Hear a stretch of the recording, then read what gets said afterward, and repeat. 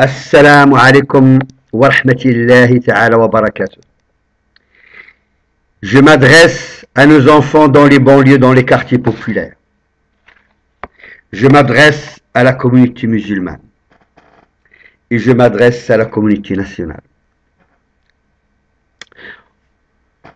Aujourd'hui, on voit un déchaînement, une propagande contre la communauté musulmane. Mais personne ne peut répondre. Il faut répondre à ses agissements. Il faut répondre à ses provocations. Il faut répondre, si vous voulez, notre société, aujourd'hui, il est devant un mur. Et moi, en 1982, j'ai fait une déclaration à la CREPI, au Fonds d'action sociale. Il y avait des préfets, des députés, des syndicalistes et les grands commis de l'État, les représentants des ministères. La politique mise à l'époque par Madame Georgina Desfoix et le Parti socialiste, c'est d'accentuer les ghettos, c'est d'isoler les jeunes des banlieues, c'est, si vous voulez, une politique d'apartheid. Ma déclaration était: la France va payer très cher cette politique de haine, cette politique de discrimination, cette politique raciale, cette politique, si vous voulez, irresponsable. Le but à l'époque, si vous voulez, lorsqu'on voit les pyramides de l'âge à l'époque, sans ces enfants, sans l'immigration, sans les jeunes qui sont arrivés du Maroc, l'Algérie et de la Tunisie, aujourd'hui la France ne peut pas dépasser 44 millions d'habitants, entre plus de 15 et 16 millions de retraités, et vous voyez l'état de la France. Il y aura, si vous voulez, même pas 10 millions d'actifs. Donc la France sera un pays sous-développé.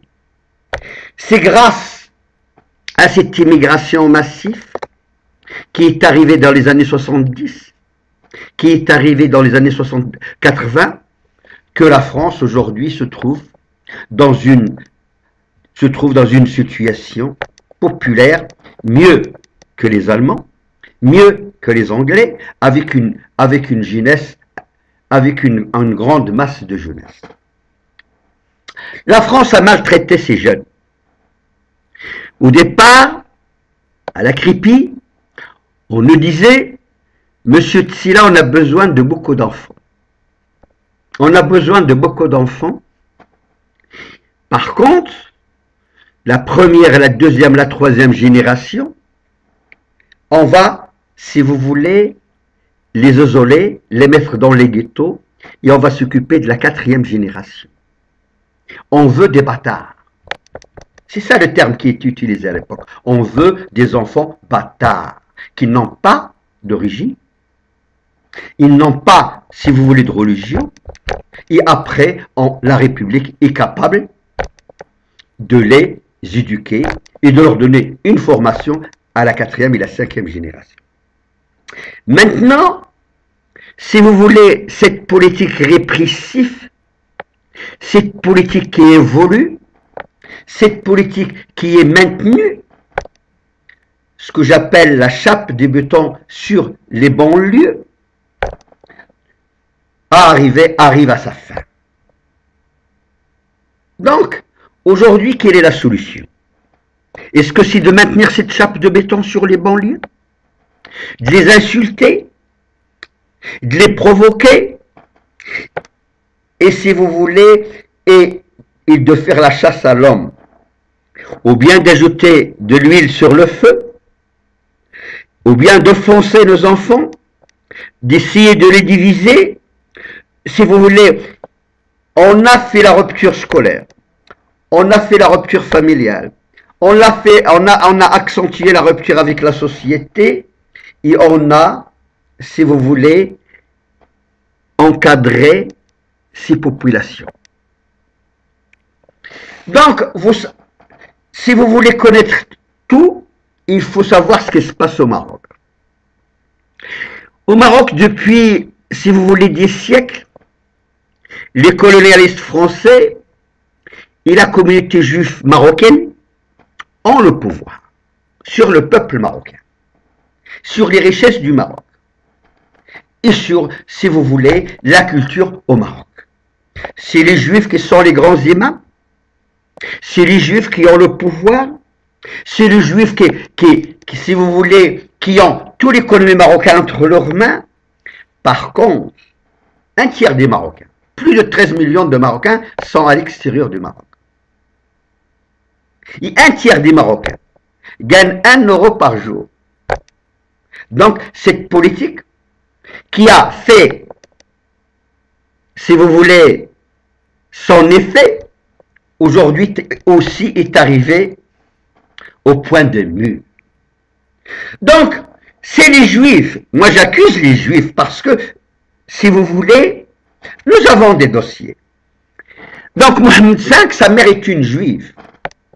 Les Français et la communauté juive ont encadré le palais pour faire d'un homme non musulman le descendant du prophète. Donc, si vous voulez, pour maintenir le peuple marocain, il y a le roi, il doit être sacré, la répression, et si vous voulez, et la corruption. Donc, il y a 3 piliers au Maroc pour maintenir le peuple marocain sous la domination des Juifs et des colonialistes. La répression, elle est très dure au Maroc. La corruption, et si vous voulez, et une société massacrée, il existe au Maroc. Et un roi sacré qui n'a rien à voir avec l'islam. Donc, Hassan II après, son père, c'est pas Mohamed V. Son père, c'est le Glaoui.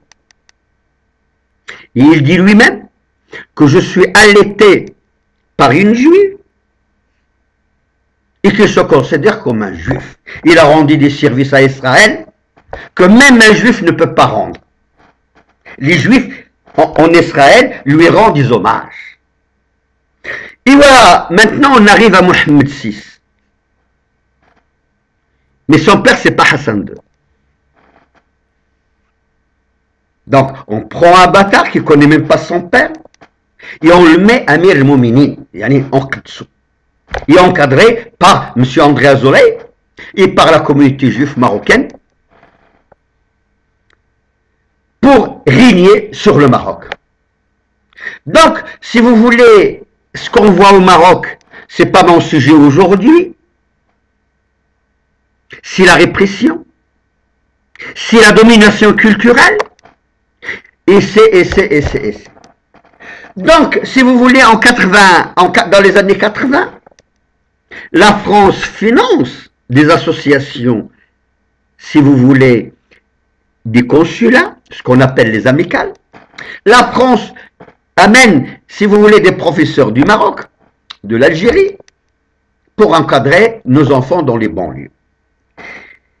Avant 82, le Maroc encadre ses enfants et l'Algérie par les amicales dans les entreprises. Et après 82, c'était dans les quartiers qu'il faut encadrer nos enfants et nos petits-enfants. Donc pour les encadrer, il y a tellement d'associations.